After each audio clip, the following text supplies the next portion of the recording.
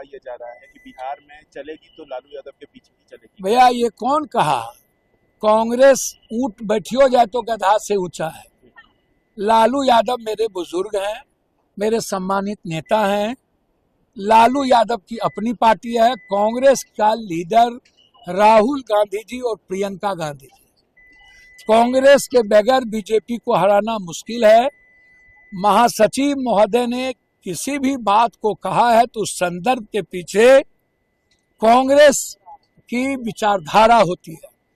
उन्होंने जो बात कही, हम लोग खाद बनने को तैयार हैं, गिलहरी की तरह काम करने को तैयार हैं। निश्चित रूप से जो दायित्व पप्पू यादव, कन्हैया या किसी को भी दिया जाएगा, उस दायित्व के साथ हम महासचिव जी के विचारधाराओं के साथ खड़े रहे। आखिरी सवाल है सर, अटकलें अब ये कहा जा रहा है कि बिहार में भी कांग्रेस अकेले लड़ सकती है जिस तरीके से दिल्ली में। ये मुझे नहीं पता। गठबंधन है और कांग्रेस अपने तरफ से गठबंधन नहीं तोड़ती है।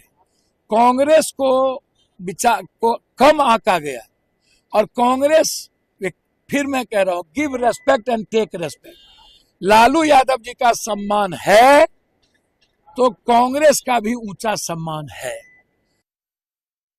मान करके कोई भी दल बीजेपी को हरा नहीं सकती।